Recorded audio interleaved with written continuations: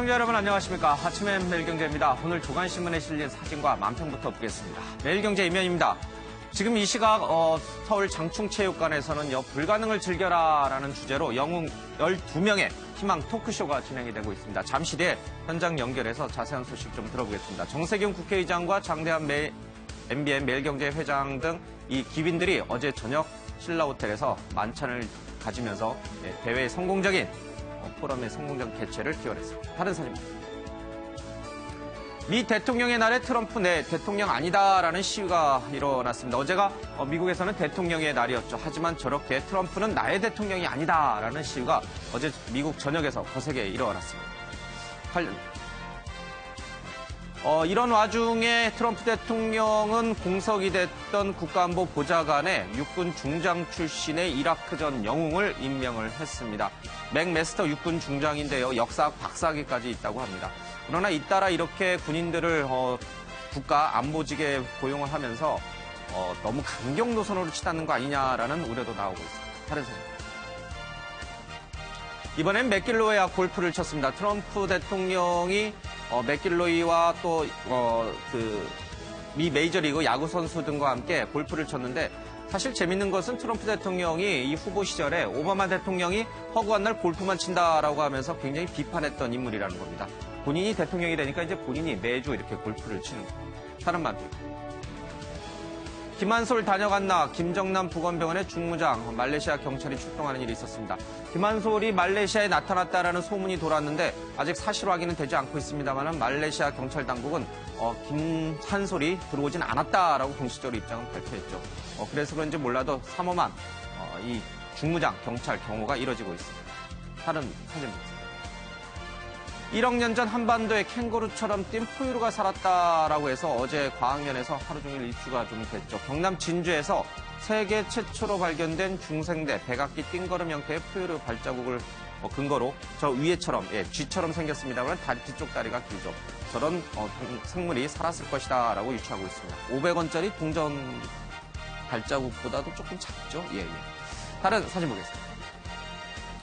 배신 위에 배신이다라고 해서 박근혜 대통령 머릿속에 최순실이 앉아서 조종을 했죠. 그 최순실 머릿속 안에 또다시 장시호 씨가 있으면서 빨간 금고, 핸드백, 각종 기밀 문건, 휴대전화, 대포폰 번호 모든 걸 빼냈습니다. 다른 말.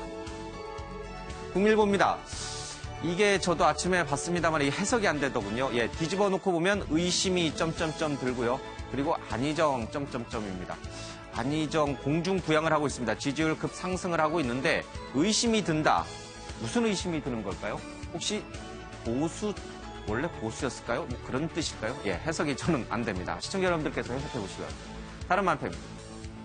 질문하는 취지전에 이 X들이 감히 신문 예정 헌재 국가의 품격도 모르고 라는 식의 만평이 경향신문에 실렸습니다. 다른 만평입니다.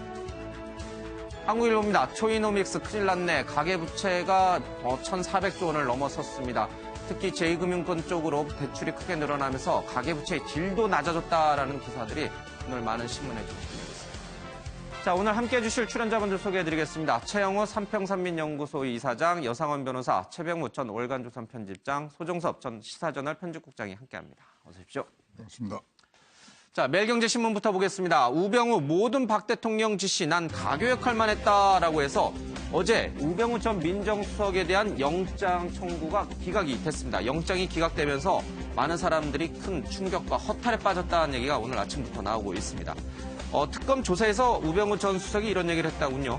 위에서의 지시를 밑으로 내리고 밑에서의 보고를 위로 올리는 가교 역할을 했을 뿐이었다. 자기는 뭘 주도적으로 한 것이 아니라 대통령이 시켜서 한 것이고 밑에 보고를 대통령에게 전달했을 뿐이다라는 얘기를 했다고 합니다. 그리고 영장실질심사 내내 최순실을 모른다라는 입장을 유지했다고 합니다. 그러면요, 우병우 전 민정수석이 들어왔던 모습 그리고 나가는 모습 모두 함께 보겠습니다. 구속 피하셨는데 심경 한 말씀 해주시죠. 수석으로 계시는 동안 국정농단이 일어났는데 정말 모르셨습니까? 책임감 안 느끼시나요? 그동안 많이 정부에서 얘기하고 다 했잖아요. 영장실질에서 대통령 지시였다고 해명하셨다는데 어떤 게 대통령 지시입니까? 할게요. 영장 기각됐는데 김민에게 한 말씀 해주시죠. 네, 여상원 변호사님. 영장이 기각이 됐어요. 그러니까 많은 사람들은 영장이 발부가 될 거다. 물론 뭐 여러 가지 이제 법리적으로 뛰어난 전문가이긴 합니다만은 그래도 특검이 우병우 수석을 불러서 조사도 했고 영장을 청구한 만큼 뭔가 근거가 있지 않았겠느냐, 구속시킬 만한 뭔가 근거, 꼬투리를 잡았지 않겠냐 싶은데 구속시킬 만한 사유가 없다라는 게 어제 영장실질심사 판사의 얘기였습니다.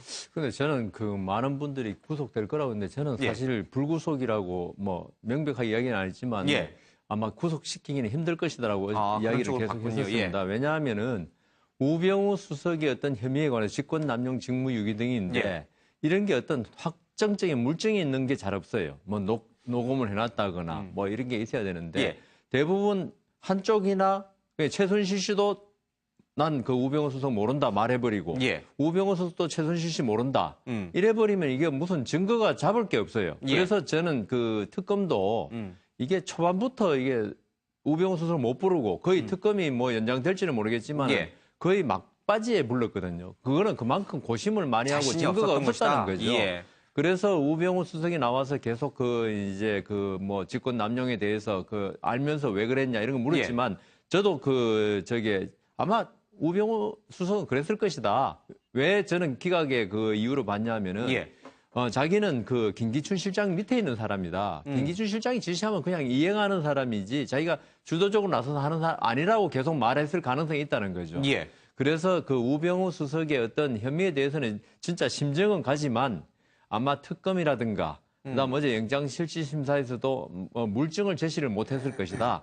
그래서 기각될 가능성이 꽤 많다고 봤는데 아마 그래서 또 한편은 특검이 왜 이렇게 뭐 물증도 없는데 영장을 청구했겠냐. 지금 시간이 얼마 안 남았지만 일단 기각 사유를 보면 뭐가 보충해야 될 것인지 알 수 있지 않습니까? 그걸 혹시 노린 게 아닐까. 여기서 끝나는 게 아니라 한 번 더 재청구하기 위해서 탐색전을 벌인 거다. 이재용 부회장이라 그 최경희 총장에 대해 그랬지만은 왜냐하면 영장 청구해놓고 나면 특검은 자신만만해도 기각 사유가 나와보면 또 뭔가 나오거든요.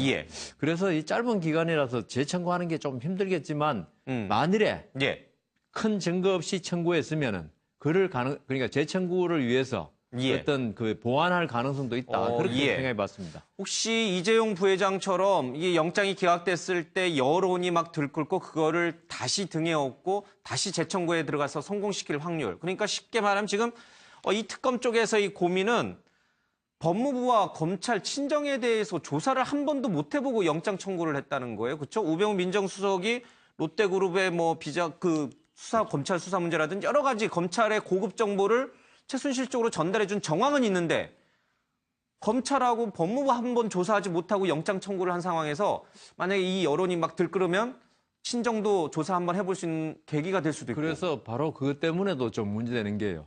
만일에 그 우병우 수석이 신동빈 그 롯데에 대한 70억 반환이라든가 여러 가지 문제가 검찰 측의 보고를 좀 듣고 원래 그 수사 기밀을 들어서는 안 되죠. 그냥 종합적인 보고서만 봐야 되는데 우병우 수석의 문제를 밝히기 위해서는 검찰에서 그 문제를 그런 누가 수사 기밀을 우병우 수석한테 보내준 사람을 갖다가 하여튼 뭐 민정수석의 역할이 본래 그런 거지만 본래 법률적으로는 그렇게 해서는 안 되는 거 아니겠습니까? 이 때문에 검찰의 어느 선까지 갈지 모르지만은 조사해야 되는 문제가 또 생기는 또 그런 또 애로점이 그래서 있습니다. 이게 우선 청와대 압수수색도 못했죠. 우병우 수석 휴대전화 뒤늦게 제출받으니까 거기엔 아무 기록도 없었죠. 바꿨으니까 휴대전화를. 이런 걸 비롯해서 저는 그러니까 특검이 아니고 특검 전에 검찰이 초동 수사 단계에서 우병우 전 수석을 제대로 수사를 못했어요. 잘 아시다시피 팔짱 끼고 있는 사진 거기에서 보다시피 우병우 전 수석은 검찰에 가서 그냥 좋은 대접만 받고 나온 것이 아닌가 싶고 거기서 우병우 전 수석의 특별수사본부가 있었는데 그 수사본부가 조사를 안 했지 않습니까? 나중에 그냥 손들고 말았잖아요. 그러니까 검찰이 섣불리 우병우 전 수석을 건드려 놨기 때문에 그때 이미 뚜렷한 그러니까 제대로 된 증거는 다 없어졌을 것이다. 그래서 이제 검찰에서 이렇게 수사가 부실하고 오히려 우병우 전 수석한테 어떤 경고적 의미, 예방 주사만 놔준 모양새가 돼서 지금 특검이 검찰에서 전혀 수사가 안 돼 있기 때문에 특검이 지금 다시 들어가서 수사하는 게 좀 늦지 않았는가? 저는 그렇게 추측을 해봅니다. 이 국민의 법감정과 이 법의 논리는 굉장히 좀 다른 것 같아요. 현실과 지금 이 법은 굉장히 좀 괴리가 있는 것 같은데 근데 상식적으로 생각해 봐도요. 이 기사에 나온 대로 위에서 대통령의 지시를 밑으로 내리고 밑에서의 보고를 대통령으로 올리는 역할만 했다. 대한민국의 청와대의 민정수석 역할이 고작 보고받은 거 위로 전달하고 위에서 내리는 지시 밑으로 하명하는 그런 역할밖에 하지 않는 자리입니다. 가교를 하라 그랬던 거는 대통령과 민심을 그거에 가교가 되라는 거지. 예. 진짜 뭐 험한 민심이라든가 듣기 싫은 민심까지도 다 담아서 예. 보고하라는 그런 다리가 돼야 되는데 진짜 그럴 거 할 거면은 진짜 그냥 허수아비 갖다 놔도 예. 되는 거 아닙니까? 아니 예. 뭐 주사나 뭐 예. 아무 그냥 진짜 여직원 여비서 하나 놔도 그거는 다 할 수 그분들을 있는 비하는 건 절대 아닙니다만. 아닙니다만은 그런 하여튼간 기능이- 뭐이 위치 자리에 맞지 않게 그 역할을 없었다 이런 뜻으로 그럼요. 얘기를 해요. 예. 청와대 전력의 80%는 민정비서실에서 나오는 거거든요. 예. 파악을 하고 하여튼 뭐 다른 행정부나 이런 데 돌아가는 거 외에도 들을 수 있는 민심의 그런 소식을 전해주는 것이 민정수석의 가장 큰 역할이고 예. 보이지 않는 그 심판관 역할을 해야 되는 게 민정수석인데 저렇게 얘기하는 자체가 예. 허탈에 빠지게 하는 아주 그러니까요. 가교 역할만 했을 뿐이다. 모든 거는 대통령이 지시해서 나는 밑으로 전달했고 모든 것이 밑에 사람들이 보고한 거를 나는 대통령이 보고했을 뿐이다. 이러면은 민정수석 말씀하시죠. 민정수석이 필요가 없잖아요. 그러니까 쉽게 말하면 자신의 직무를 제대로 하지 않았다는 뜻이잖아요. 이건 직무유기 아닌가요? 지금 우 전 수석이 저렇게 예. 이야기할 수 있는, 그러니까 뭐 일부 이제 언론에서 자만과 오만의 뭐 거의 화신이다 이렇게까지 표현 비슷하게 했던데, 예. 뭐 그렇게 이야기할 수 있는 것은 증거, 그러니까 결국 이제 구속 여부를 가를 수 있는 것은 증거로 판가름이 되는 거 아니겠습니까? 예. 그러니까 우병우 전 수석이 보기에는 지금 특검팀이 청와대 뭐 민정실을 압수수색해서 관련된 증거를 확보한 것도 아니고, 이제 지난번에 그 문체부 국과장 5명, 예. 특검팀에서는 일단 직권 남용에 가장 비중을 두고 있다 이렇게 설명을 했잖아요. 예. 그럼 거기에 해당되는 게 두 가지입니다. 첫 번째는 지난해 3월, 5월 그때 문체부 국과장 5명을 산하기관에 보내라라는 그 압력을 우병우 전 수석이 김종덕 그 당시 장관에게 가했다라는 이거 하나. 그러면 잠깐만요. 여기서 그럼 그 문체부 국과장을 자천시키는 그 우병우 전 민정수석의 얘기도 대통령의 지시였다는 얘기예요? 이렇게 보면은? 그러니까 우 전 수석이 아마 여기 구체적으로 보도는 안 됐지만 그 얘기는 김기춘 전 실장의 지시를 받아서 자신은 전달했을 뿐이다. 전달했을 뿐이다. 그렇게 예. 진술했을 가능성이 굉장히 높다라는 예, 것이죠. 김 전 실장의 지시였다. 내지는 박 대통령의 지시였다. 그렇습니다. 예. 그런 식으로 이제 우병우 전 수석이 보기에는 현재 특검팀이 자신과 관련해서 구체적인 어떤 녹취록을 갖고 있다든지 예. 아니면 본인이 어떤 작성한 어떤 문서를 갖고 있다든지 예. 이런 게 아니고 결국은 말만 있기 때문에 그 말로만 가지고는 자신을 구속하기가 어려울 것이다라고 해서 자신은 그냥 그 인정만 하는 거예요. 전화 통화 예. 그거 기록이 있으면 전화 통화는 했는데 나는 그런 말을 하지 않았다라고 얘기를 하고 예. 구체적인 김동적 장관이 우병우 전 수석으로부터 그런 얘기를 나는 들었다라고 얘기를 하면 나는 김기춘 전 실장이나 박 대통령으로부터 그 지시를 받아서 그냥 예. 전달만 했을 뿐이다. 이런 식으로 이제 빠져나가고 있기 때문에 그런 예. 증거가 없다는 그것을 전면적으로 이렇게 자신의 범죄 혐의를 벗어나는 그렇게 삼고 있는 예. 것이죠. 지금. 근데 제 생각에 우병우 수석의 말이 좀 납득이 안 가는 게 예. 모든 게 대통령한테 보고되고 지시받았다는 건데 얼마나 많은 정보가 그 민정수석실에 들어오겠습니까? 그걸 예. 전부 대통령에 보고할 리는 없거든요. 그중에서 중요도에 상당하겠죠. 따라서 비서실장한테 보고할 거, 그다음 자기 선에 처리할 거 쭉 다 있을 거란 말입니다. 예.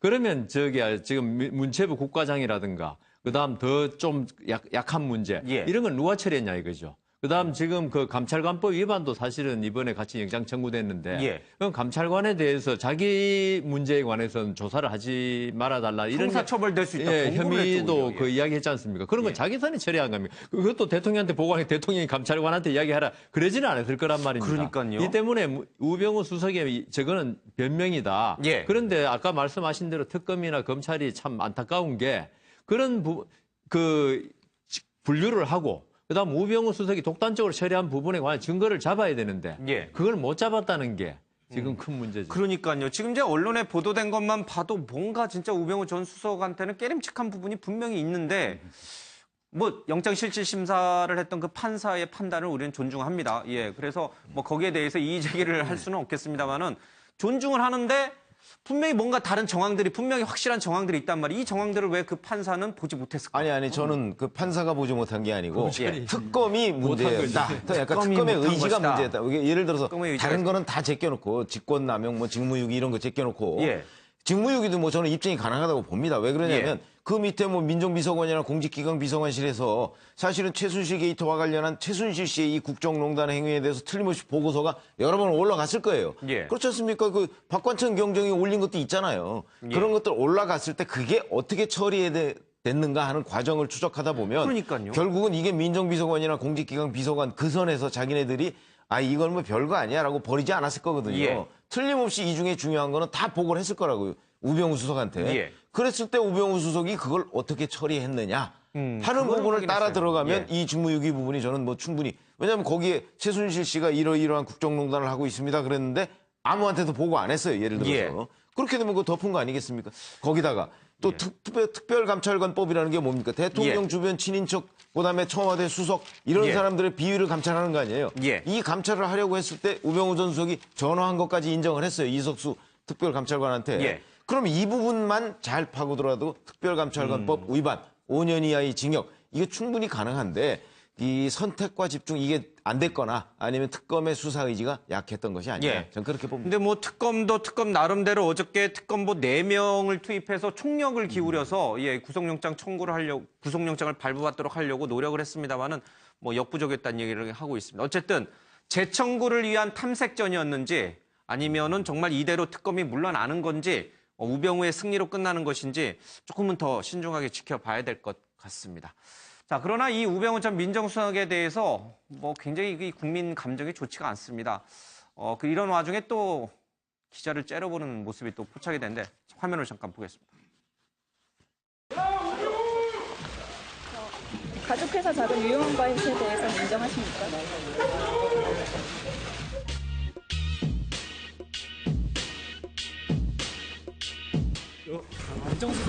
검찰 말고 국민들께 한 말씀 하시죠. 국민들께 아무 말씀 안 하실 겁니까? 왜 말씀을 안 하세요? 사과할 말씀 없으세요? 공직자로서 책임 있는 모습 보여주시죠.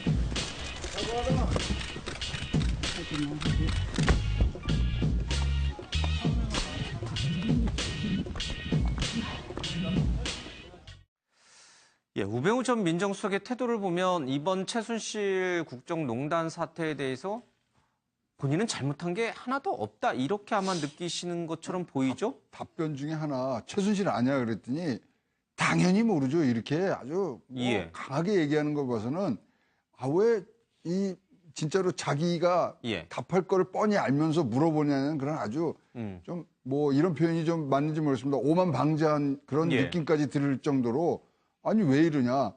이 검찰 영장실질심사에서도 5시간 공방이 딱 그거라는 거 아닙니까? 예. 난 열심히 일하고 일한 거였는데 그 안에서 잘못된 거, 잘된 거 그것이 왜 직권남용이냐. 예.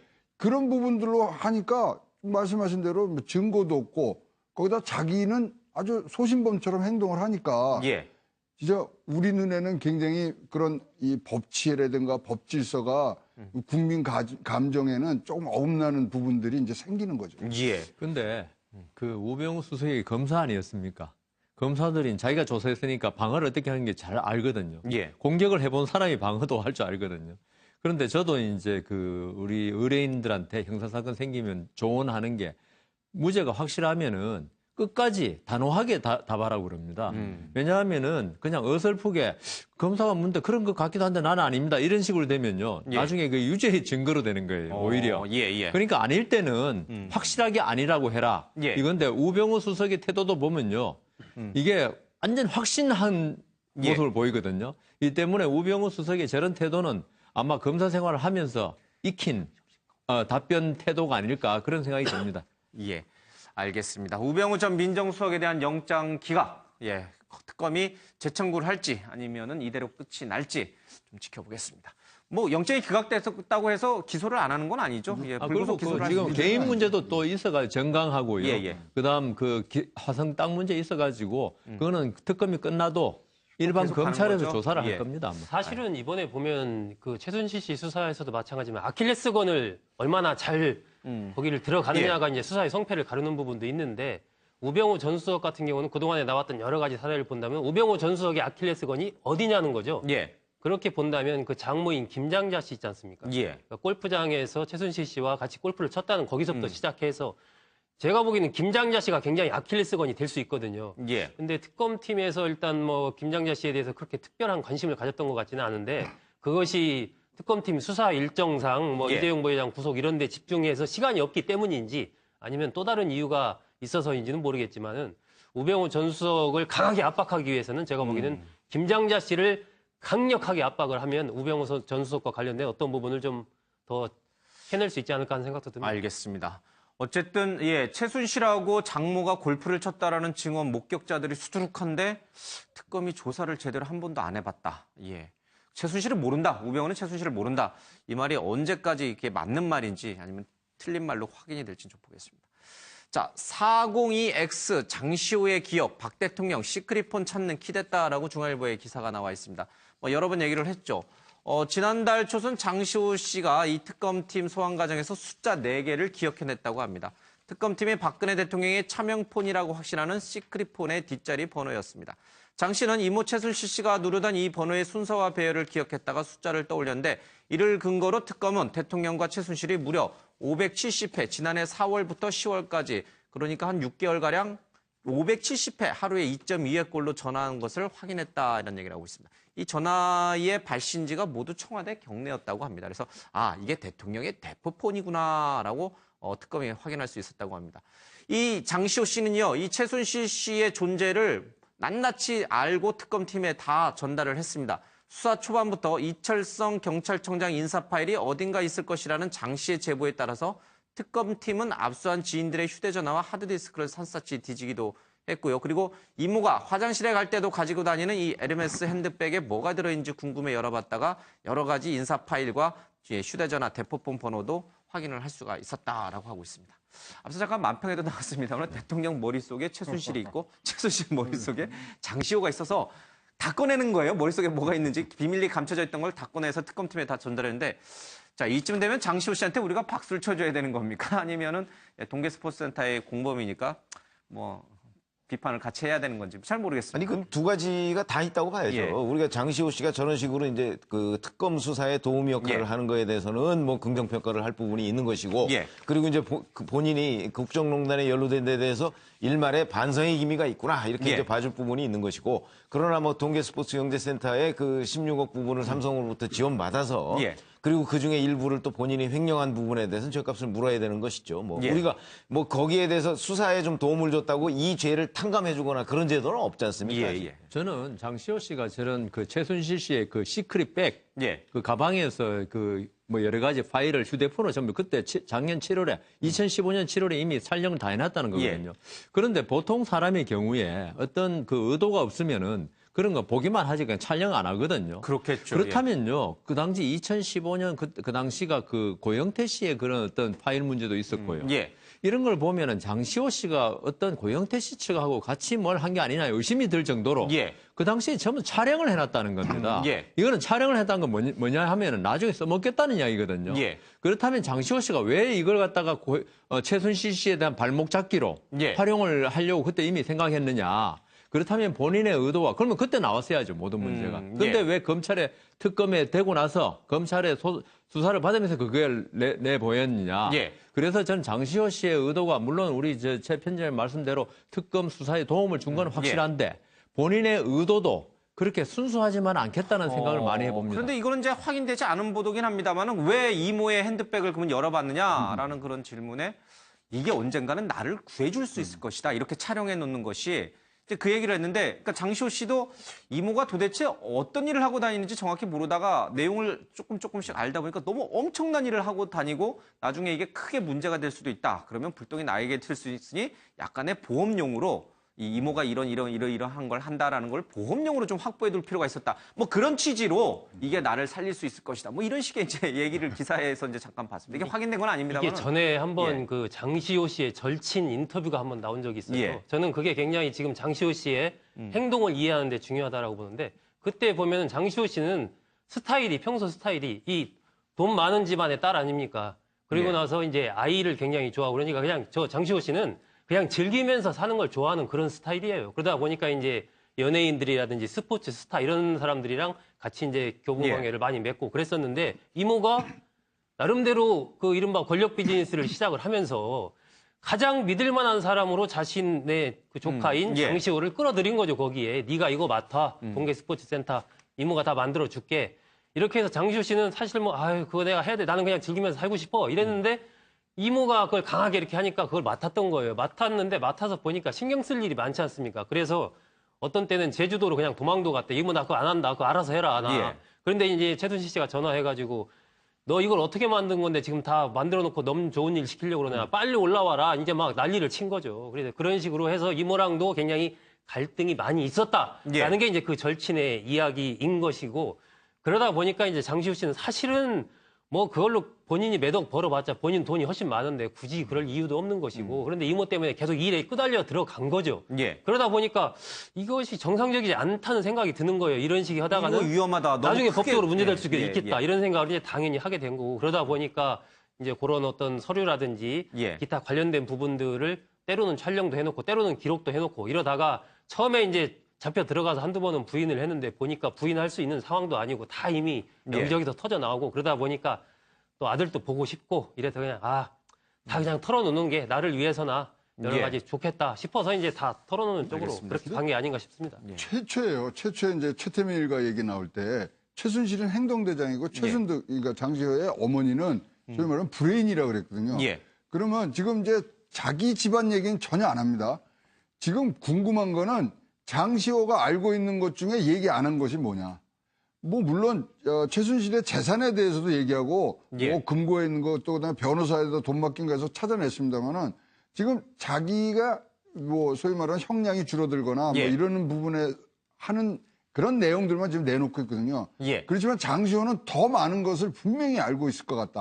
아직도 안 털어놓은 게 있다. 그럼요. 분명히 안 들어오고 자기 집안 얘기부터 해서 전체의 퍼즐을 맞히는데 더 많은 것들을 내놓을 수 있는데 그 부분을 어떻게 뭐 강요해서 내올 수는 없고 어떤 계기로 어떻게 뭐 조사를 해야 되는지 모르겠습니다만은 분명히 제 생각에는 많은 걸 더 알고 있는데 안 내놓고 있다. 어쨌든 이 주도 면밀한 최순실로서는 장시호 씨를 믿은 게 큰 화근이 됐습니다. 결과적으로 보면 그렇죠. 장시호 씨 앞에서 대통령하고 전화를 얼마나 눌렀으면 장시호 씨가 그거 겼는지라면서 전화번호 패턴 누르는 패턴을 외워서 특검에 얘기를 할 정도가 됐겠습니다. 그러니까 장시호 씨가 이제 가장 믿었는데 원래 그 가장 가까운 사람이 아니면 저런 폭로를 할 수가 없습니다. 내용을 알 수가 없잖아요. 그러니까 장시호 씨를 가장 믿었고 장시호 씨가 이제 그 점 때문에 지금 기억을 해서 하는데 저는 장시호 씨가 얘기 안 하고 있는 결정적인 게 하나 있다고 보는데 그게 뭐냐면 최순실 씨의 집에 있었다는 그 금고의 행방.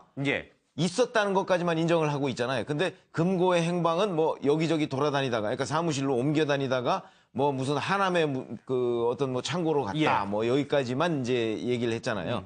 근데 저는 그 최종적인 행방도 저는 알고 있다고 생각을 합니다. 왜 그러냐면 그 금고를 옮긴 사람이 그 최순실 씨의 집사거나 아니면 집사 변호사거나 뭐 이런 사람들일 거거든요. 그렇기 때문에 장시호 씨도 그 사람들하고 행동을 같이 했을 것이다. 그래서 저는 그 부분이 이제 마지막 퍼즐이다 이렇게 봅니다. 저 부분에 보면 지난번에 그 최순득 씨가 그러니까 장시호 씨의 어머니가 최순실 씨를 만나서 무릎을 꿇고 내 딸만은 살려달라라고 이렇게 애원했다. 그런 보도도 이제 나왔지 않습니까? 진술도 나왔고. 그리고 또 하나의 진술이 뭐냐면 최순실 씨가 독일로 도피한 이후에 대통령한테 전화를 했는데 전화 통화가 안 되니까 장시호 씨한테 얘기를 해서 전화 번호를 불러주면서 이 번호로 전화를 하면 대통령이 받을 거니까 이 얘기를 해달라. 그 얘기도 나왔지 않습니까? 저는 저 번호도 장시호 씨가 기억했을 수도 있지만 그래서 최순득 씨가 대통령한테 전화를 한 거 아닙니까? 그랬죠. 그러면 최순득 씨 전화 통화에 저 번호가 찍혀 있을 거 아닙니까?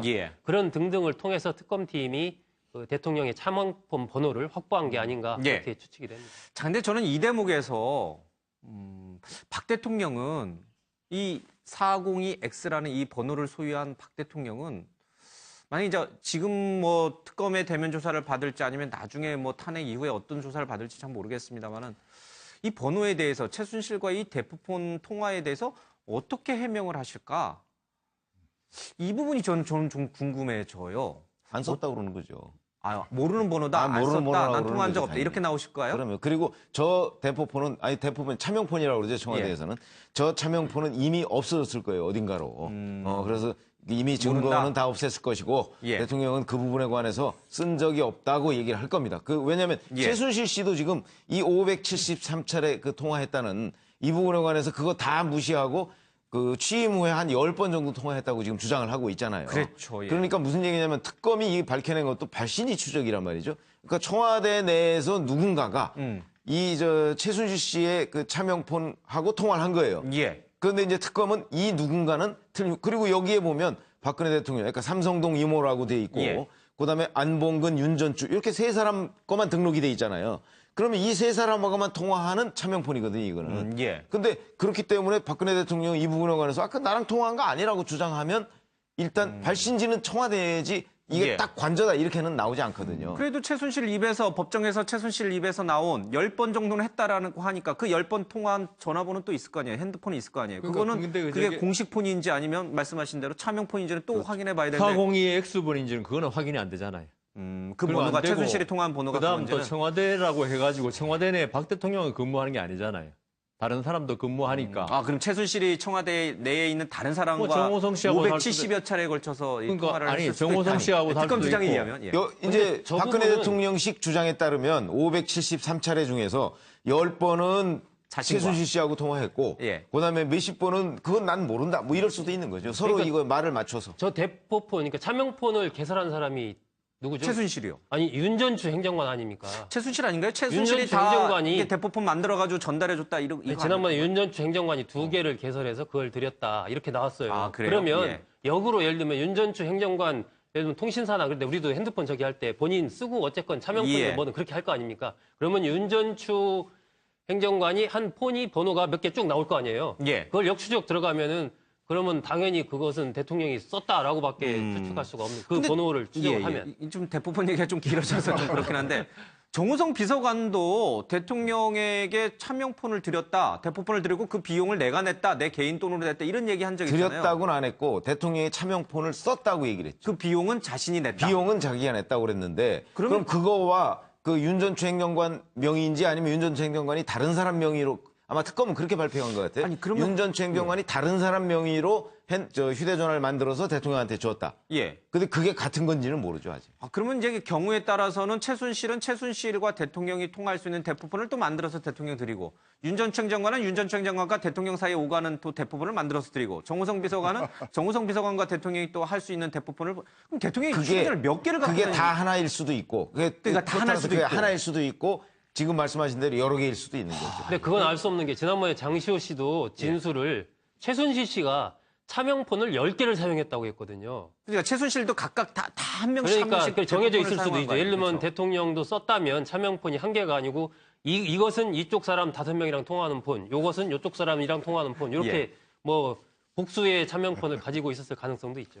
알겠습니다. 이게 뭐 여기 이게 추론입니다. 예, 대통령이 그렇게 많은 휴대전화를 갖고 있었는지 아니면은 뭐 하나를 했는지는 확인할 길은 없습니다. 어쨌든 관련자들의 진술을 들어보면은 여러 가지 가능성이 공존하고 있는 것은 분명해 보이는 것 같습니다. 자, 최순실이요. 오늘 등판을 할지 안 할지 이게 또 굉장히 관심이 되고 있는데 이 얘기는 조아라 아나운서 얘기 듣고 오겠습니다. 오늘 박 대통령 탄핵 심판의 증인으로 출석 예정이었던 최순실 씨가 어제 헌법재판소에 불출석 의사를 밝혔습니다. 헌법재판소는 최 씨가 더 이상 진술할 내용이 없다는 내용의 불출석 사유서를 제출했다고 밝혔는데요. 그런데 최근 법정에서 최 씨의 태도를 보면 그렇지 않아 보입니다. 재판 초창기 땐 하루 종일 앉아있으면서도 특별한 발언을 하지 않았는데요. 재판이 끝날 무렵 재판장이 할 말이 있냐고 물으면 억울하다, 진실이 밝혀지길 바란다고 말한 게 전부였습니다. 하지만 지난달 31일 공판부터 최 씨는 조금씩 변하기 시작했습니다. 미르재단과 K스포츠재단 관계자들이 법정에서 자신에게 불리한 증언을 하자 황당하고 무리한 이야기라며 목소리를 높였고요. 고영태 씨에게 신용불량자의 마약성과자라며 흥분한 목소리로 직접 신문에 나서기도 했습니다. 지난 재판에서 최 씨에 대해 일부 증인들은 감정 기복이 심하다고 증언했는데요. 이 같은 최 씨의 성격이 재판에서도 고스란히 드러난 것으로 보입니다. 계속해서 대담 이어가시죠. 네, 최순실 씨 얘기를 좀 해보겠습니다. 박 대통령 배신 트라우마 강해서 내게 의지했다. 대통령님이 배신에 대한 트라우마가 굉장히 강한 분이었기에 제게 많이 의지했습니다라고 얘기를 하고 있습니다. 최순실 씨는 박근혜 대통령 곁을 떠나지 못한 이유를 이렇게 밝혔다라고 하는데 박 대통령의 심리 상태를 배신에 대한 트라우마라고 표현을 했다고 합니다. 이 같은 진술은 검찰 조서에 좀 남아 있고요. 그리고 이 정우성 전 비서관과의 얘기도 좀 재밌는데요. 정우성 전 비서관과 이메일 등으로 의사소통을 했느냐라는 검사 질문에 맞다. 솔직히 수시로 연설문과 말씀 자료를 보내오는 것이 부담스럽고 힘들기도 했다. 정우성은 왜 최순실 당신에게 보냈나요? 라고 했더니 대통령님은 오래전부터 가지고 계신 아픈 개인사와 외로움 때문에 저에게 많은 의지를 하셨던 것이 사실이다. 중요한 결정에 앞서 정비서관을 통해 제 의견을 들어보고 싶으셨던 것뿐이다. 라고 얘기를 하고 있습니다. 그리고 대통령 결정에 많이 당신의 의견이 반영됐냐는 질문에 저는 단지 참고 의견만 드렸을 뿐이다. 사실 주변에서는 제가 대통령님과 오랜 친분이 있다는 사실을 알고 있기 때문에 당선 이후에는 대통령 곁을 떠나 부담을 드리지 않아야 한다는 말도 있었다. 하지만 대통령님 주변에는 저 말고도 개인사까지 믿고 의지할 분이 딱히 없었고 배신에 대한 트라우마 때문에 제가 쉽게 대통령 곁을 떠나지 못했다라고 이제 주구절절 자신의 이제 억울함을 토로하고 있습니다. 대통령에 대한 배신 트라우마 이거는 과거 아버지하고 어머니 그 사건 때문에 그런 거죠? 그렇죠. 예. 근데 저게 작성 시를 우리가 잘 봐야 됩니다. 11월 16일이에요. 예. 이제 사건 터지고 얼마 안 됐을 텐데 그때는 어떤 무슨 우리가 보기에 뭐 인정할 부분 인정하고 국민에게 죄송하다고 할 때 예. 얘기한 거고요. 그 이후에 말이 완전히 바뀌었어요. 그러니까 검찰 조사 과정에서는 좀 기록이 돼 있지만 예. 지금 저거 똑같은 질문을 하면은 답은 전혀 다르게 나왔을 겁니다. 예. 시켜서 했다고 그러는 거 아닙니까, 지금? 어쨌든 배신에 대한 트라우마 때문에 주변 사람들을 전혀 믿지 못했기 때문에 최순실에게 대통령이 지나치게 의존했다라는 게 최순실 씨 입에서 나왔는데 그렇다면 우리가 알고 있는 문고리 3인방, 김기춘 비서실장, 또 대통령의 총애를 받은 우병우 전 민정수석 이 사람들 다 믿지 못했던 거예요? 그 사람들은 최순실을 모른다면서요? 그러니까 예. 그러니까 지금 최순실 씨가 저런 주장을 하는 것은 자기가 대통령 주변에서 비서실 씨의 노릇을 할 수밖에 없었던 핑계를 대는 거지. 저게 진실은 저는 아니라고 봐요. 왜 그러냐면 거짓말이다. 예. 그동안에 뭐 대통령 청와대에 뭐 정무수석 그다음에 뭐 공보수석 뭐 이정현 뭐 예. 무슨 김재원 정무수석 이런 사람들도 다 믿지 못했다는 거예요. 다 대통령이 굉장히 많이 믿는다고 우리가 기사를 많이 써왔잖아요. 그동안에. 예. 그런데 그러면 최순실 씨 말에 따르면 그 사람들은 하나도 못 믿는다는 얘기밖에 안 되잖아요. 그렇죠. 근데 그거는 저희가 취재한 결과하고도 달라요. 그런 걸 보면 최순실 씨가 저희 얘기한 것은 자기 변명에 불과한 것이다. 이렇게 이해하는 게 훨씬 빠르게 맞다. 최순실 씨 이 말은 있죠. 결국은 자기가 그 어떤 형사재판을 받을 때 예. 어떤 형을 갖다 적게 받기 위한 그거죠. 자기가 스스로 주도적으로 나서서 대통령을 한테 영향력을 행사한 게 아니고 예. 대통령의 그 도움 요청에 어쩔 수 없이 응한 것이다. 이 말이잖아요, 결국. 예. 그러니까 지금 국정농단에 관해서 우리는 지금 최순실 씨가 어떤 박 대통령을 이용해서 뭘 전부 좌지우지했다 그렇게 지금 생각하고 예. 있는데 지금 최순실 이 말은 그게 아니고 나는 진짜 하기 싫었는데 대통령이 어쩔 수 없이 진짜 대통령이 어떤 트라우마 때문에 부탁하니까 알겠습니다. 그렇게 했다는 그런 취지죠. 자, 지금 이제 장충체육관에서 MBN Y프롬 나오고 있습니다. 장대한 MBN 회장, 매일경제 회장의 얘기 좀 들어보겠습니다. 빛내주셔서 대단히 감사합니다. 여러분, 오늘 저는 여러분에게 세상에 불가능한 일이란 절대 없다는 화두를 제시하고자 합니다. 여러분들 잘 아시다시피 고전 음악의 완성자인 그 베토벤은 26살 때 귀가 멀기 시작해서 30살에 청력을 완전히 잃었습니다. 유서를 남기고 자살까지 시도했지만은 그는 다시 일어나서 불후의 명곡에 도전을 했습니다. 그리고 이 귀머거리 작곡가는 그 유명한 영웅, 운명, 전원 교향곡에 이어서 인류 최고의 예술 작품이라고 말하는 합창 교향곡을 차례로 완성을 했습니다. 1800년 6월 당시 31세의 청년 나폴레옹은 오스트리아군과 싸우기 위해서 알프스 산맥 앞에 섰습니다. 그러나 산길은 온통 눈으로 덮여서 산을 넘는다는 것은 불가능한 일이었습니다. 그렇지만 나폴레옹은 여러분들이 잘 아시다시피 내 사전에 불가능은 없다. 승리를 계획하는 사람은 불가능이라는 단어를 결코 말해서는 안 된다. 나폴레옹은 사기를 잃은 병사들을 향해서 승리할 수 있다. 다시 말해서 오늘 여러분들의 두드림 정신으로 도전을 했습니다.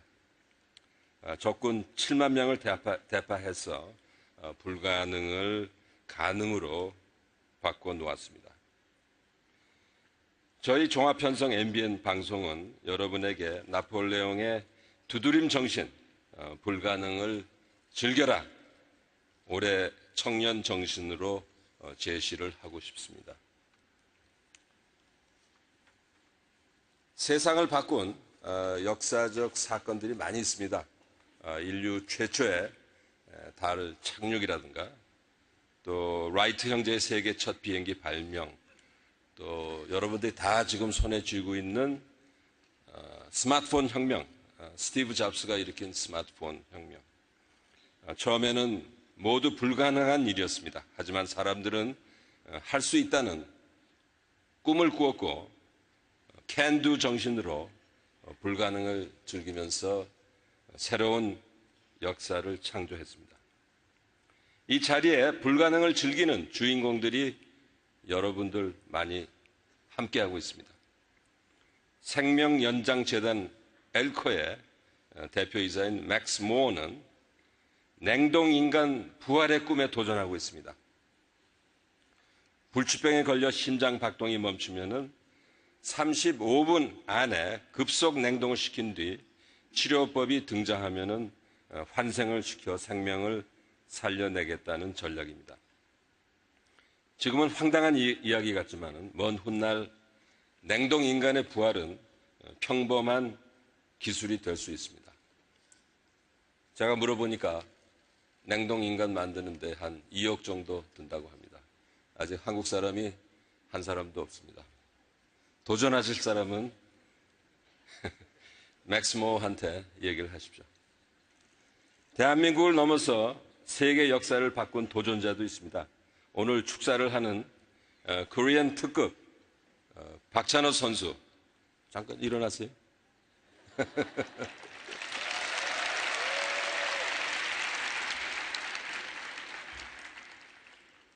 야구 선수인지 영화 배우인지 잘 모르겠습니다. 우리 멋있는 박찬호 선수는 18살 때 대학을 중단하고 꿈을 찾아서 야구의 종주국인 미국 프로야구의 정글 속에 뛰어들었습니다. 한국인 최초의 메이저리그가 돼서 아시아인으로서 최초의 124승이라는 최다승 기록을 남겼습니다. 124승 간단한 게 아닙니다. 중학교 3학년 때 사격왕을 꿈꾼 진종호 선수는 왼쪽 쇄골을 다치는 역경에도 올림픽 금메달 3연승을 하면서 세계 사격 역사를 다시 썼습니다. 이들에게는 어릴 때부터 큰 꿈이 있었고 이를 실행에 옮기는 can do 정신, 즉 do dream, 한국말로 하면 두드름이니까 두드려서 열으라는 뜻이 되겠습니다. 특히 오늘 포럼에는 2030 세대 10만 명이 직접 뽑은 대한민국을 대표하는 영웅들이 총출동을 했습니다. 아침 이슬과 상록수로 반세기 동안 우리들을 위로해준 감동의 가수 양희은 씨.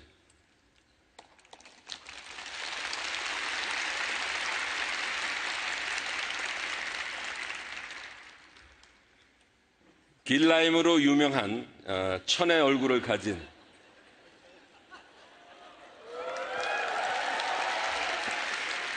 연기 여신 하지원 씨.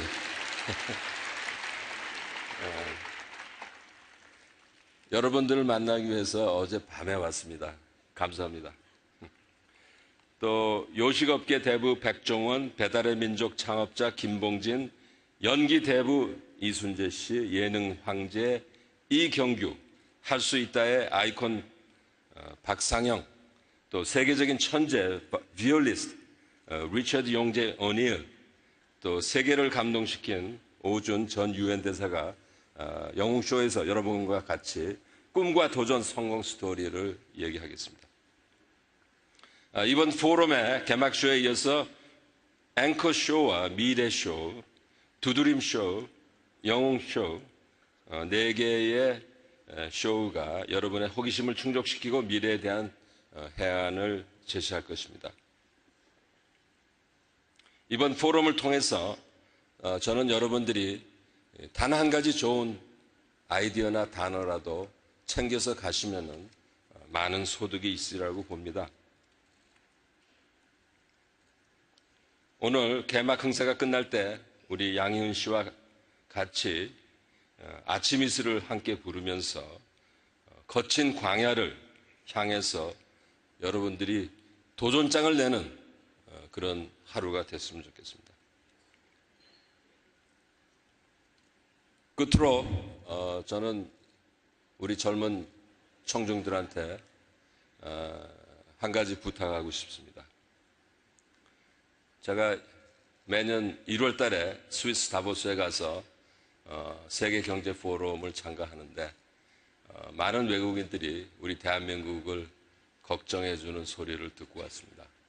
그래서 저는 우리 한국 사람은 서로 싸우지 말고 올해는 희망에 찬 한 해를 여러분들이 단결해서 대한민국을 잘 이끌어 가주셨으면 굉장히 고맙겠습니다. 감사합니다. 네, 장대원 회장님 감사합니다. 네, MBN Y포럼 불가능을 넘어라 주제로 이 장대환 매일경제 MBN 회장이 연설이 있었습니다. 자, 다시 좀 들어오겠습니다. 아까 우리 여성원 변호사님 얘기를 잠깐 제가 끊었는데, 말씀 계속 이어가시죠. 아니, 그러니까 지금 최순실 씨가 이렇게 지금 말했던 거, 이제 말했던 거죠. 작년 11월 16일이니까. 그거는 어떤 박 대통령을 위하는 것 같이 보이기도 하지만은 실질은 자기 변명이다. 그러니까 자기가 주도적으로 나선 게 전혀 아니다. 대통령을 이렇게 어떤 배신감에 그걸 갖다가 이기기 위해서 자기한테 전적 의지해가지고 어쩔 수 없이 도와드렸다. 이거다 이겁니다. 근데 저는 이 최순실의 말 중에서 하나 좀 눈여겨봐야 될 대목이 사실 주변에서는 제가 대통령님과 오랜 친분이 있다는 사실을 알고 있기 때문에 당선 이후에는 대통령 깃을 떠나 분함을 드리지 않아야 한다는 말도 있었습니다. 주변에서는 제가 대통령님과 오랜 친분이 있다는 것을 많은 사람들이 알고 있었다. 이런 뜻으로 얘기를 하는데 우병우 수석은 몰라요. 김기춘도 몰라요. 그럼 이 최순실 말하는 주변은 누구예요? 이 대통령과 최순실의 관계를 알고 있는 이 주변 사람들은 도대체 누군 거예요? 삼성. 3인방? 삼성이죠. 아니죠. 3인방은 알죠. 왜냐면 정윤회가 스카우트해서 이제 들어갔기 그러니까 때문에. 그 몇몇 말고는 정말 아무도 몰랐다는 거예요. 근데 최순실이 이렇게 말하지는 않았을 텐데 주변에서는 이 대통령과 자신의 관계를 아는 사람들이 많았다. 그래서 내가 몸조심을 하려고 했는데 대통령 트라우마 때문에 내가 어쩔 수 없이 대통령 옆을 계속 있었던 거다. 저게 최순실 씨 혼자 말이다라는 생각이 들어요. 이게 이제 자기가 지어낸 거다. 이런 자기가 뜻이에요. 왜냐하면 저 말을 함으로써 나는 대통령 옆에서 어떤 영향력을 행사할 의도가 전혀 없었고 아까 말씀드린 말과 맥락이 같은 거죠. 그런데도 대통령이 나만 의지했기 때문에 어쩔 수 없이 남아있게 됐다. 그러니까 그건 최순실 씨의 혼자 말이 아닐까. 혼자 말이다. 그러니까 예를 들어서 대통령이 최순실 씨가 이런 사건이 벌어지기 전에 최순실 씨가 나의 측근입니다라고 얘기했을 리는 없고 주변 사람들이 알았다면 그건 자기가 얘기한 거죠. 제가 알기로도 모 재벌 같은데 최순실 씨가 은근히 과시를 했다는 거거든요. 그러니까 결국은 내가 대통령의 오랜 지인이다 하는 사실을 알게 된 거는 결국 최순실 씨의 입을 통해서 알게 된 거예요. 아니 KD 코퍼레이션 때도 그거 내가 해결해 줄게 먼저 얘기한 거 아니에요. 아마 정윤회 씨는 저렇게 얘기했을 가능성이 있어요. 이제 대통령이 됐으니까 좀 뒤로 물러나 있는 게 좋겠다. 얘기했을 수가 있고 최순실 씨의 전반적인 저 얘기 대통령의 배신 트라우마 이 부분이야 온 국민이 다 알고 있는 거 아니겠습니까? 최순실 씨의 얘기가 저게 말이 안 맞는 것이 정말 저런 상황이라면 그냥 막부에서 그야말로 이 쉬운 말로 어떤 옷 같은 거 속옷 같은 거 챙겨준다는 이런 정도면은 그래도 사람들이 아마 이해를 했을 텐데 지금 본다면 그 대통령이라는 권력을 이용해서 본인의 이권을 취하려고 페이퍼 컴퍼니들 여러 개 만들어가지고 그거 다 빼먹으려고 했던 거 아닙니까? 그러니까 저런 부분들이 최순실 씨가 지금 입장에서는 자기 자신의 변명, 형량을 줄이기 위한 그런 변명에 불과하다 이렇게밖에 알겠습니다. 자, 시간 관계에서 오늘 조금 좀 빨리 가겠습니다. 문화예술계 블랙리스트 첫 자백 나왔다라고 했어요. 최초 작성자로 지목이 되고 있는 신동철 전 비서관이 혐의를 인정한다는 얘기를 하고 있습니다. 청와대 정무비서관으로 일했던 신동철 전 비서관이 블랙리스트 작성 혐의를 인정하는 순간 그 외에 수석이었던 분 그리고 그 외에 비서실장이었던 분들도 이 빠져나가기 좀 어려운 그런 상황이 좀 된 것 같습니다. 최순실, 고영태에게 이용당했다라고 주장하는데 이 최철이라고 하는 사람은 재단 장악, 의도도 능력도 없다라고 얘기를 하고 있습니다. 최 보좌관인데요. 문화체육관광부 장관 보좌관입니다. 그래서 문체부 장악에 굉장히 역할을 했던 인물인데 고영태는 그런 능력이 없었다. 자신도 그런 능력이 없었다. 모든 거는 최순실이 있었기 때문에 가능한 일이었다라고 진술을 하고 있습니다. 하나 더. 덴마크 검찰이요. 정유라 소환한 결정을 또 미뤘다는 얘기가 나와 있습니다. 오늘 세 번째 구금 연장 심리를 하는데 한국의 새 자료 검토할 시간이 필요하다는 이유입니다. 송환이 조금 더 늦어지는 것 같습니다. 경향신문으로 오겠습니다. 안봉근 전 비서관이 잠적 당시에 고향 경산에서 정치인, 지인 등과 수차례 술자리를 가진 정황이 파악이 됐습니다.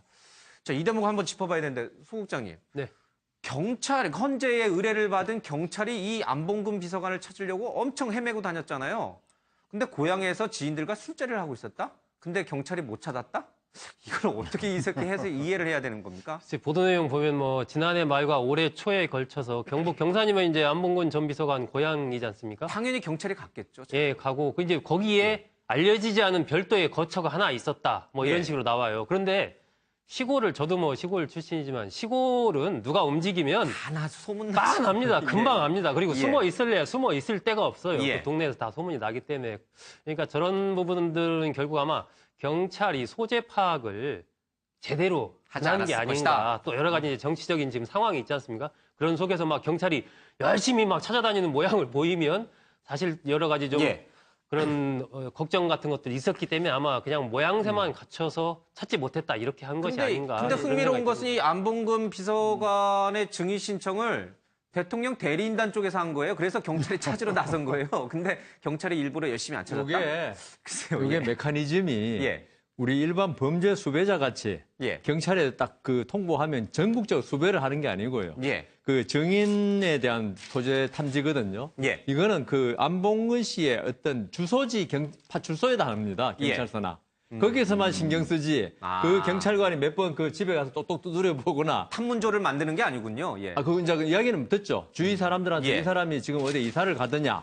이렇게 추정은 하는데. 예. 지금 안봉근 씨는 지금 경산에 지금 주소지는 서울로 돼 있지 않겠습니까? 예. 경산에서 이거는 그 경찰관들은 이 여기에 대해서 전혀 모르고 물론 신문을 예. 통해서 알 수는 있지만 그렇다고 해서 자신들이 뭐 그 주소지 경찰 파출소 같이 안봉근 씨를 데리고 갈 의도가 전혀 없는 거죠. 그리고 알겠습니다. 예. 찾으려고 하면 의지만 있으면 충분히 찾습니다. 왜 그러냐면 그 경찰의 그 파출소라는 것이요. 그 지역에 있는 사람들의 주요 인사 동향은 특히 항상 체크하고 있습니다. 더군다나 예. 제가 알기로는 이제 다른 정치인들도 그 경산에 들르면 뭐 안봉근 씨의 이렇게 인연들을 좀 과거에는 찾아다녔대요. 안봉근 씨가 워낙 막강한 그 힘을 발휘하고 있으니까. 그런데 그 지역의 경찰이 제대로 몰랐다? 의지만 있으면요. 그 안봉근 씨가 내려왔을 때 평상시에 접촉하던 사람 있잖아요. 몇 군데만 찔러보면 바로 할 수 있는데 그거 안 한 거죠. 그러니까요. 아니, 지난주에 안 찾은 거예요. 안 담당 찾았어요. 파출소 순경만 신경 쓰지. 나머지 사람들은 안봉근 씨. 아니 지난주에 제가 안 찾은 보니까 건지 못 찾은 건지는 네, 그 잘 헌법재판소에 증인으로 출석하게 돼 있는 사람과 제가 한번 만났어요. 그런데 어제 저녁에 예를 들면 만났습니다. 그런데 그 당시 보도가 경찰이 소재 파악이 안 된다. 그래서 그 다음 날 증인으로 출석이 못한다. 이런 보도가 계속 나오고 있을 때 저는 만나고 있는데 그래서 아니 만나고 있는데 왜 소재 파악이 안 되냐. 소 국장님이 경찰보다 뛰어난 능력이 아니 제가 본인한테 물어봤어요. 그랬더니 그냥 뭐 변호사랑 상의해서 안 나가는 게 좋겠다. 그래서 안 나가는 쪽으로 했다. 이렇게 얘기를 하던데 그러니까 아까 여 변호사님 말씀하신 대로 해당 주소지에서 한번 가보고 없으면 이제 소재 파악이 안 된다. 이런 식으로 하는 것 같습니다. 글쎄 그렇게까지 이렇게 했을까 싶기도 하고. 경찰마다 일이 엄청나게 많아요. 예. 그런데요, 이 안봉근 비서관 앞서도 잠깐 얘기했습니다만 안봉근 비서관도 그렇고 이재만 비서관도 그렇고요. 대통령을 구하기 위해서 대통령 대리인단 쪽에서 헌재의 증인으로 출석 요구를 하고 있거든요. 그동안 계속 불출석했어요. 자, 이게 뭘까? 그러다가 이제 느닷없이 이제 출석을 했는데 안봉근 비서관은 대통령을 구하기 위해서 나서 달라고 그렇게 대리인단 쪽에서 요구를 했는데도 잠적해 있던 인물이 갑자기 나타났다. 대통령에 대한 배신인가요? 자기에 대한 그 보호막, 뭐 대통령보단 자신에 대한 보호막이 더 앞섰다. 예, 지금은 나올 수 있는 정황 다 나왔고요. 근데 안봉근 이 3회 불출석한 이후로 신문에 나오지만 그 다음부터는 증인들이 아주 뭐 폭풍처럼 안 나오기 시작합니다. 아 이거 안 나와도 되네. 이런 선례를 남겼기 때문에 그런 점에서도 좀 안타깝습니다. 이거는. 제가 볼 때는 대통령 뭐 배신 이런 거 아니고 자기 보호가 아니고요. 예. 처음에는 제가 이 현재 재판 시작할 때 그렇게 이야기했거든요. 안 예. 나오고 그다음 한 서너 번 지나서 나온 다음에 난 예. 나가겠다 하면 헌재에서 받아줄 걸로 아마 그렇게 하면 연기가 충분히 또 사유가 되지 않습니까? 예. 그렇게 했는데 헌재가 의외로 이 탄핵 재판 단호하게 안 나오면 좀 취소해 버리니까 지금 당황하는 게 아닌가 그런 예. 생각도 합니다. 당황해서 그런 건지 대통령에 대해서 이제 배신행위, 그러니까 자기 살기 위해서 대통령을 배신한 것인지 아니면 자기 코가 대통령을 섰죠. 위해서 끝까지 충신이라고 말하기 좀 그렇습니다. 어쨌든 문고리 3인방으로서 남을 것인지 좀 보겠습니다. 자, 뭐 오늘 저도 개인적으로는 운명의 날입니다만은 대통령도 오늘 운명의 날이 될 것 같습니다. 탄핵 심판 변론 출석할까 말까 오늘 두 개 선택지 중에 하나를 선택을 해야 됩니다. 자, 헌재에 출석하겠다. 언제 출석할지 그 기일은 이미 헌재가 정하는 거니까. 아니요. 요청을 하죠. 언제 나가겠다. 아니, 날짜를요? 물론 최종 결정은 헌재가 하지만은 내가 나가고 싶은 당사자들이 날짜는 그럼 아플 수도 있고. 3월 14일 날 나가겠다고 할 수는 없잖아요. 그건 안 받아주겠죠, 헌재에서. 그러니까 그래서 기일은 제가- 헌재가 하지만 예. 나갈지 말지는 그거는 결정됩니다. 왜냐하면은 이게 그 형사재판 같으면은 뭐 피고인이 자기가 나가고 싶을 때 나오는 건 아니지만 탄핵 재판은 그런 건 아니거든요. 그렇기 그래도 때문에 가능해진다. 제가 볼 때는 진짜 말대로 3월 2, 3일에 나가겠다고 하지 않을까. 3월 초에 나가겠다. 그럴 때 헌재의 고민은 시작됐고 헌재가 오늘 결정한다고 했습니다. 아마 대통령 대리인단 측에서도 3월 2, 3일을 아마 이렇게 한 것 같아요. 제시를. 알겠습니다. 근데 이 헌재에 나갈까 말까 이 고민과 함께 여의도 정가에서 조금 이상한 얘기들이 좀 돌고 있습니다. 대통령 대리인단이 총세탈을 하면서 헌재를 압박할 것이다. 이런 얘기도 좀 들리고 있고요. 그리고 또 하나, 지금 여기 신문에 좀 잘못되어 있습니다만은 대통령이 탄핵 심판 전에 자진 하야를 선언할 것이다는 얘기가 오늘 이제 조간신문에 실려 있는데 저희들이 조금 신문은 잘못 골랐습니다.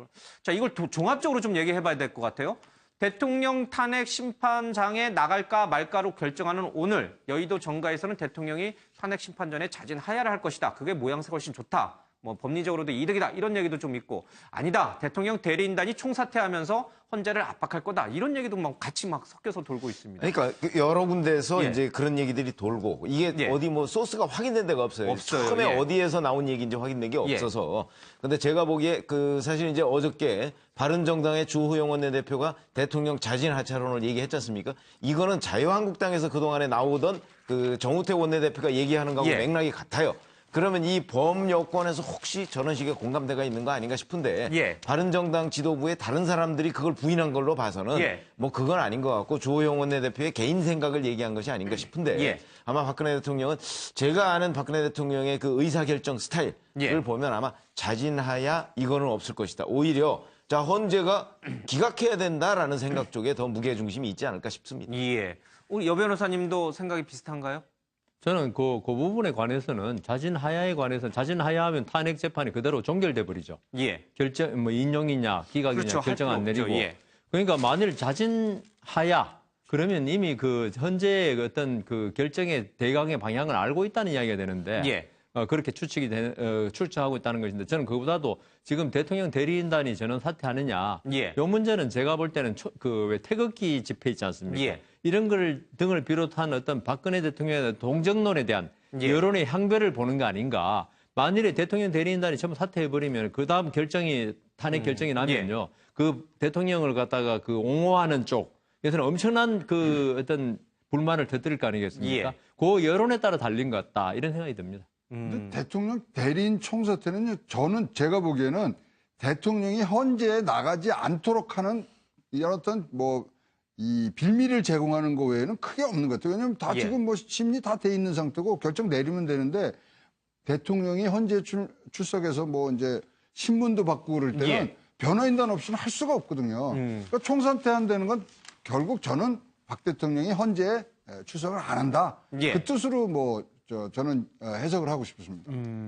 총사퇴 자체는 정말 실익이 별로 없다라고 보여지고요. 대통령이 그러면 탄핵 심판 결정이 나기 전에 하야할 가능성이 있는가? 여기에 대해서는 저는 지금 이제 자유한국당, 특히 자유한국당을 중심으로 한 쪽에서는 하나의 향후에 이 보수 세력의 새로운 재건, 어떤 본인들의 이제 살길 차원에서 대통령이 탄핵당하는 것보다는 탄핵당하기 직전에 이른바 정치적 해결을 통해서 하야하는 것이 대통령 개인의 향후의 어떤 위상이나 이런 면에서도 좋고 예를 들면 자유한국당이 살기 위해서도 그게 더 좋고 이런 측면에서 이제 자유한국당과 바른정당 일부에서 그러한 정치적 해결을 이야기하는 것이 아닌가 그렇게 짐작이 되고 하지만 대통령 입장에서 글쎄요. 지금 하야를 선택할 거면 지난번에 예를 들면 탄핵 심판 되기 전에 뭐 그런 기회가 있었는데 그리고 지금 단계에서 막판에 하야를 했을 경우는 사실상 이미 헌법재판소에서 탄핵으로 인용이 결정이 됐다라는 것을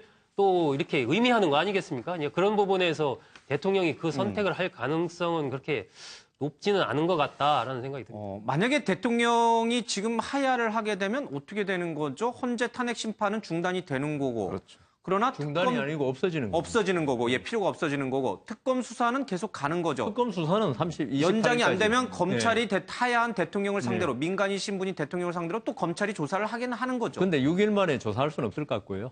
검찰로 넘어가지 않을까. 검찰로 넘어가면 검찰은 하야한 대통령에 대해서 수사를 한다. 일반인 신분으로. 근데 또 새로운 대선 국면이 열리게 되면 대선 주자들 사이에 자, 대통령이 자진 하야까지 했는데 뭐 수사를 하느냐.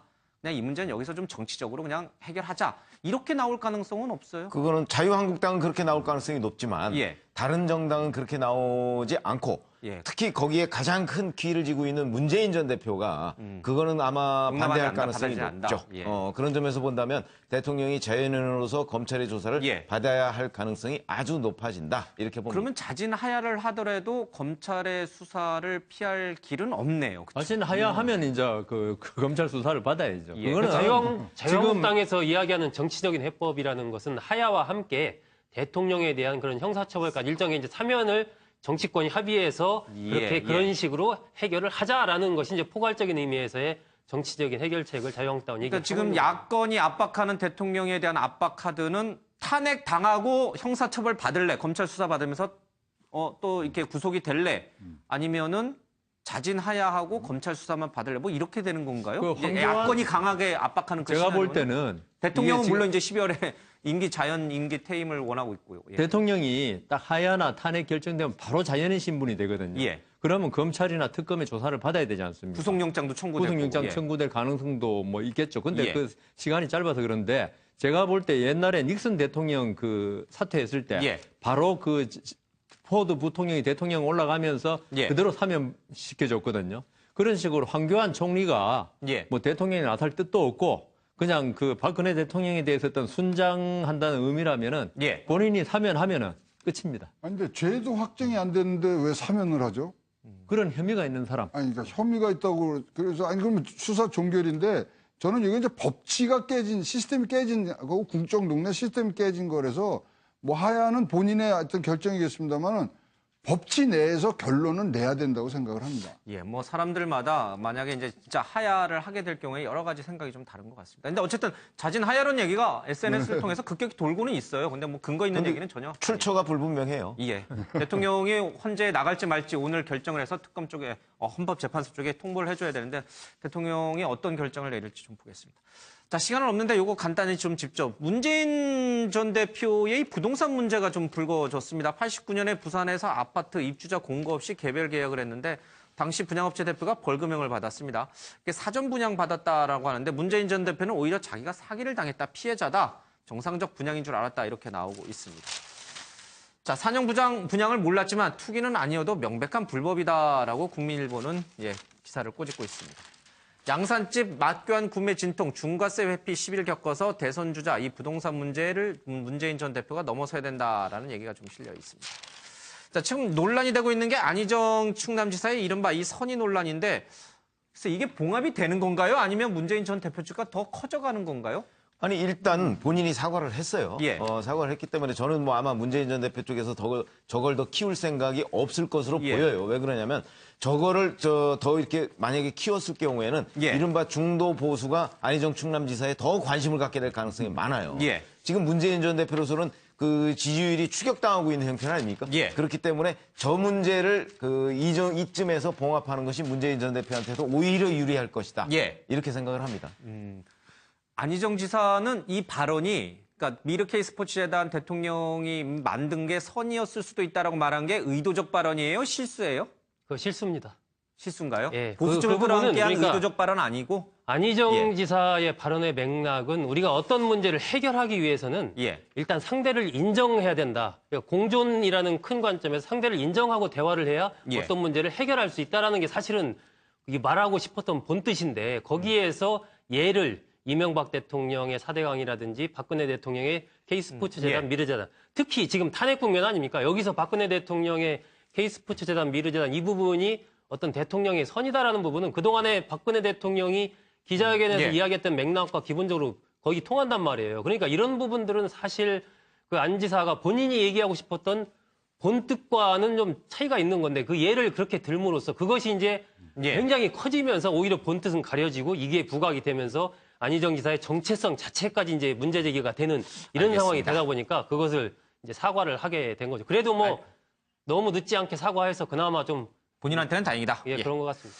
반기문 전 총장이 한 방송에 출연해서 불출마 이유를 냈는데 내 힘 하나만으로는 힘들다라고 얘기를 했다고 합니다. 세상 만사 모두 자기 혼자 할 수 있는 건 없죠.